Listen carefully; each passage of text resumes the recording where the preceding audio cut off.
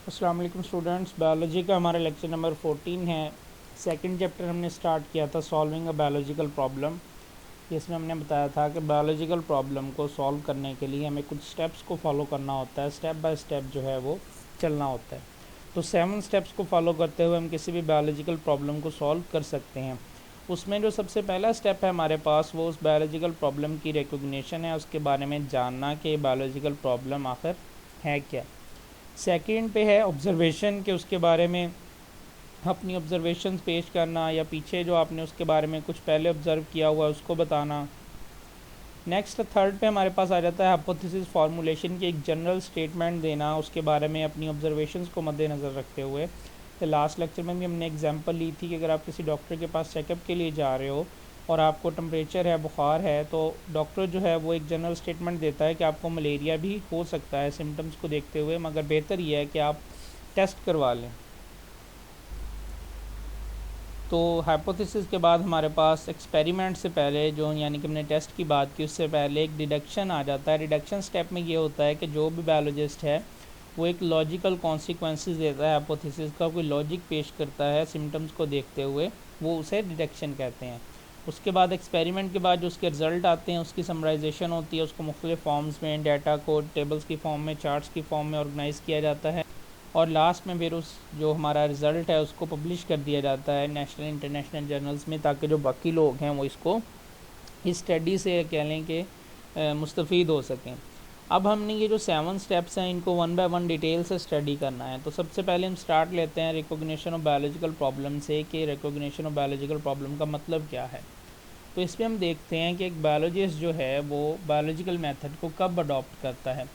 Biological method ज़ाहिरी बात है biological problem को सॉल्व करने के लिए यूज़ किया जा रहा है। तो जब एक बायोलॉजिस्ट बायोलॉजिकल प्रॉब्लम को टैकल करेगा, उसके सामने कोई बायोलॉजिकल प्रॉब्लम आएगी, तो उस बायोलॉजिकल प्रॉब्लम को सॉल्व करने के लिए वो बायोलॉजिकल मेथड का इस्तेमाल करेगा।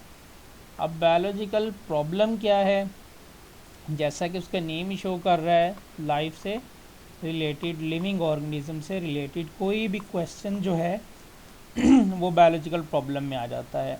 अब वो क्वेश्चन या तो उसके जो बायोलॉजिस्ट है उसके माइंड में खुद अराइज हो जाएगा, खुद से आ जाएगा। अगर वो एक लिविंग थिंग को देखता है, उसके बारे में सोचता है, तो क्वेश्चन करता है कि आखिर ये क्या है, क्यों है, या कोई और दूसरा भी उससे इसके बारे में सवाल कर सकता है। और फिर जब वो उस पर स्टडी करता है, उसके लिए जो मेथड यूज़ करता है उसे बायोलॉजिकल मेथड कहते हैं। बायोलॉजिकल प्रॉब्लम को सॉल्व करने के लिए बायोलॉजिकल मेथड का इस्तेमाल किया जाता है। अब बायोलॉजिकल प्रॉब्लम की प्रॉपर डेफिनेशन ये है कि is a question related to living organism. Living organism से रिलेटेड कोई भी क्वेश्चन है जो कि कोई दूसरा भी आपसे पूछ सकता है, बायोलॉजिस्ट से पूछ सकता है, या बायोलॉजिस्ट के माइंड में खुद भी अराइज हो सकता है उस लिविंग थिंग को देखते हुए। रिकॉग्निशन के बाद हमारे पास जो स्टेप आता है वो है ऑब्जर्वेशन। ऑब्ज़र्वेशन का मतलब है कि उसे देखना, सिम्टम्स को देखना, उसको जो भी हमारे पास बायोलॉजिकल प्रॉब्लम है उसके बारे में ऑब्ज़र्व करना कि ये आखिर है क्या। और लाजमी ही नहीं है इसमें कि हमने न्यू चीज़ें ही ऑब्ज़र्व करनी हैं, उसी चीज़ के मतलब जो हमारा प्रीवियस नॉलेज है उसको भी हम देख सकते हैं। किस तरह से, कि अगर फॉर एग्ज़ाम्पल डिज़ीज़ है एक, उसके आप सिम्टम्स देखते हैं, कोई न्यू डिज़ीज़ है उसके आपने सिम्टम्स देखे, वो सिम्टम्स जो हैं किसी और डिज़ीज़ के साथ भी मैच हो रहे हैं, बिल्कुल सेम सिम्टम्स हैं, तो आप उसी प्रीवियस नॉलेज को लेके चलते हो, और पहले जो उस जिस डिज़ीज़ के साथ उसके सिम्टम्स मैच हो रहे हैं उसकी ट्रीटमेंट के लिए जो मेडिसिन यूज़ होती है उसको इस्तेमाल करते हो कि मे बी ये इसी की ही कोई टाइप हो, इसी से ठीक हो जाए।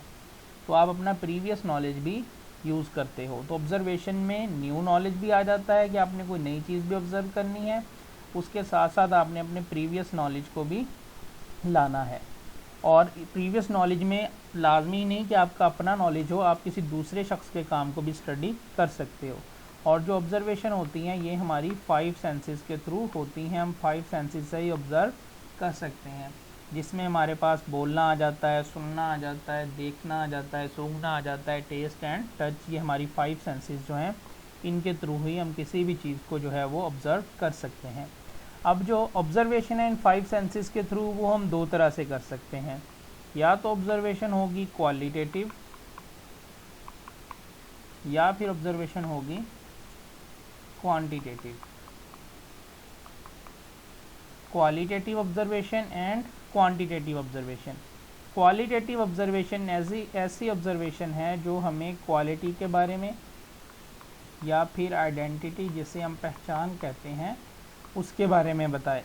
जबकि क्वांटिटेटिव ऑब्जर्वेशन हमें क्वांटिटी या फिर अमाउंट के बारे में बताए किसी भी चीज़ की, तो वो ऑब्जर्वेशन क्वांटिटेटिव ऑब्जर्वेशन होगी। क्वांटिटेटिव ऑब्जर्वेशंस जो होती हैं वो क्वालिटेटिव ऑब्जर्वेशन से बेहतर होती हैं। ऐसा क्यों है? क्योंकि इनको हम रिकॉर्ड कर सकते हैं, मेजर कर सकते हैं, इनकी वैल्यूज़ जो हैं वो सेव रह सकती हैं हमारे पास, और दूसरी चीज़ ये चेंज नहीं हो सकती, इन वेरिएबल होती हैं, एक ही रहती हैं। क्वालिटेटिव ऑब्जर्वेशन की निस्बत क्वांटिटेटिव ऑब्जर्वेशन जो हैं वो बेहतर होती हैं। अब अगर हम इसकी एग्जांपल देखें, कोई सिंपल सी अगर हम एग्जांपल लें, क्वालिटेटिव ऑब्जर्वेशन में हम कहते हैं कि हमारे पास जो हमने केमिस्ट्री में जब डिस्कस किया था तब भी एक एग्जांपल ली थी कि हमारे पास केमिस्ट्री की बुक है और बायो की बुक है। हम कहते हैं कि केमिस्ट्री की बुक हैवी है बायो की बुक से, बायो की बुक जो है वो लाइट वेट है। ये एक ऑब्जर्वेशन है क्वालिटेटिव कि हमने जस्ट हैवी का जिक्र किया है, हमने उसकी क्वालिटी बताई है, कोई भी हमने अमाउंट यूज़ नहीं की। लेकिन फिर जब हम उसका वेट बता देंगे, फॉर एग्जांपल के केमिस्ट्री की बुक का वेट 500 ग्राम है और बायोलॉजी की बुक का वेट 200 ग्राम है, तो अब यहाँ पर हमने क्वांटिटी को यूज़ किया, मेजर करके बताया, तो ये ऑब्जर्वेशन जो है क्वांटिटेटिव होगी। और अगर हम इन दोनों को देखें, कंपैरिजन करें, तो क्वालिटेटिव के मुकाबले में क्वांटिटेटिव ऑब्जर्वेशन जो है वो बेहतर होगी, क्योंकि ये मेजर की गई है और ये प्रॉपर हमारे पास एक वे के थ्रू कलेक्ट की गई है। ये जो था ये हमारा अंदाज़ा था कि हैवी है, लेकिन जब हमने एक्सपेरिमेंट परफॉर्म किया, उन दोनों का वेट किया, तो हमें ये चीज़ कंफर्म हो गई। इसके अलावा आपकी बुक में एग्जांपल दी गई है क्वालिटेटिव की कि वाटर का जो फ्रीजिंग पॉइंट है, फ्रीजिंग पॉइंट जो है वाटर का है colder than boiling point. Water का फ्रीजिंग पॉइंट ठंडा है उसके बॉइलिंग पॉइंट से। ये एक क्वालिटेटिव ऑब्जर्वेशन है, इसमें हमने कोई भी अमाउंट का वैल्यू का जिक्र नहीं किया। लेकिन जब हम इसकी क्वांटिटेटिव ऑब्जर्वेशन लेते हैं तो वाटर का फ्रीजिंग पॉइंट हम देखते हैं हमारे पास 0 डिग्री सेंटीग्रेड है और वाटर का बॉइलिंग पॉइंट जो है वो हमारे पास 100 डिग्री सेंटीग्रेड है। अब freezing point is colder than boiling point. अब जाहिर बात है फ्रीजिंग पॉइंट जब 0 डिग्री है तो 0 डिग्री पे बहुत ज़्यादा ठंड होती है तो वो कोल्डर होगा, और 100 डिग्री बहुत ज़्यादा गर्मी होती है तो बॉइलिंग पॉइंट से फ्रीजिंग पॉइंट जो है वो ठंडा है। तो ये ऑब्जर्वेशन हमारे पास क्वालिटेटिव थी और ये क्वांटिटेटिव थी। इसमें हमने किसी भी अमाउंट का जिक्र नहीं किया, यहाँ पर हमने वैल्यू के थ्रू से प्रूव किया है। अब हम आपकी बुक से इन दोनों को एक बार रीड कर लेते हैं, रिकॉग्निशन को और ऑब्जर्वेशन को।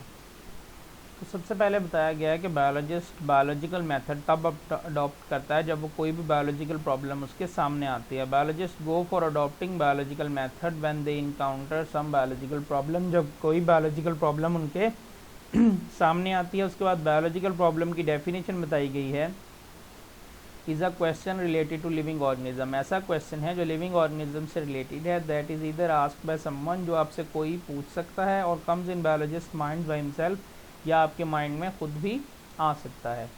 देन ऑब्जर्वेशन का बताया गया कि ऑब्जर्वेशन जो है इसी जो हमारे प्रॉब्लम को रिकॉग्नाइज़ किया है उसके बारे में प्रीवियस ऑब्जर्वेशन को भी आप देख सकते हैं और न्यू वंस भी बना सकते हैं। ऑब्जर्वेशन जो है वो 5 सेंसेस के साथ बनाई जाती हैं। हमारी 5 सेंसेस कौन कौन सी हैं? Vision, hearing, smell, taste and touch, उनके नेम बताए गए हैं। फिर बताया गया कि ऑब्जर्वेशन क्वालिटेटिव भी हो सकती है और क्वांटिटेटिव भी हो सकती है। अब यहाँ पर एक शॉर्ट क्वेश्चन आया हुआ है, पहले पेपर में भी आपके रिपीट हुआ है कि क्वांटिटेटिव ऑब्जर्वेशन जो हैं वो क्यों कंसीडर की जाती हैं ज़्यादा एक्यूरेट, क्यों बेहतर होती हैं क्वालिटेटिव ऑब्जर्वेशन से। तो उसका आंसर बताया गया है quantitative observations are considered more accurate than qualitative. ये क्वालिटेटिव से ज़्यादा एक्यूरेट हैं because the former are invariable, ये चेंज नहीं होती, एंड मेजरेबल्स, और हम इन्हें मेजर कर सकते हैं, एंड कैन बी रिकॉर्डेड, और इसको रिकॉर्ड भी किया जा सकता है नंबर्स की टर्म्स में।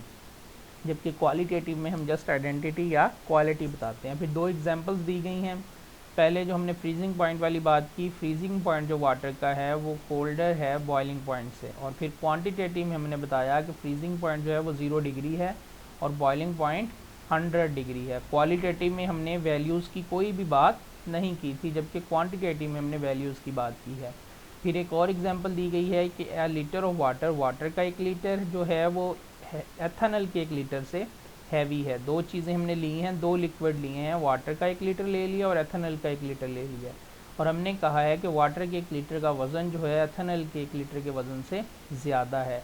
ये एक क्वालिटेटिव ऑब्जर्वेशन है, हमने उसकी क्वालिटी बताई है। लेकिन जब हम उसे मैयर करेंगे तो हम बताते हैं कि वाटर का जो 1 लीटर है उसका वज़न 1000 ग्राम है और एथेनॉल के 1 लीटर का वज़न 789 ग्राम है।